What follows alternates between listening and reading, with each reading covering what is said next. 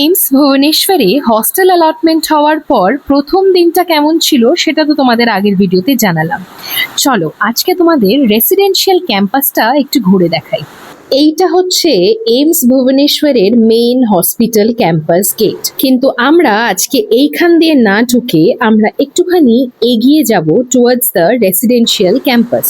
ক্যাম্পাসে ঢুকে you get to see this beautiful stretch of wall paintings. এগুলো কিন্তু সব স্টুডেন্টসরাই করে during the annual fest Kaizma. এইবারে এগিয়ে গেলেই পড়বে ডাইনিং হল 1, যেখানে লাঞ্চ, ডিনার, ব্রেকফাস্ট সবকিছু সার্ভ করা হয় at the most reasonable price.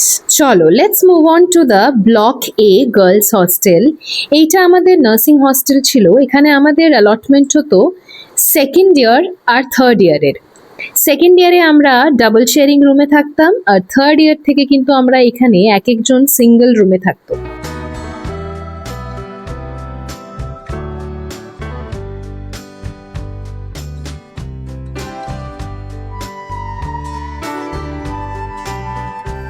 এইবারে একটু এগিয়ে গেলেই এলো ইউজি বয়েজ হস্টেল।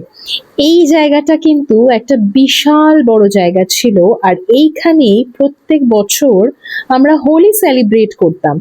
একটা বিউটিফুল সেলিব্রেশন হতো হোলিতে। দাঁড়াও তোমাদের কিছু পিকচার্স দেখাই। এইগুলো হচ্ছে আমাদের হোলি সেলিব্রেশনস এর পিকচার্স এক একটা।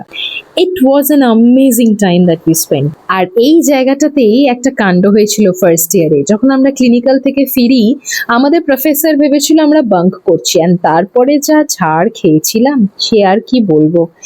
এনিওয়েজ, এত বড় ক্যাম্পাসটা আজ এইটুকুই থাক, বাকিটা পরের ভিডিওতে। ফলো করতে ভুলো না কিন্তু। বাই।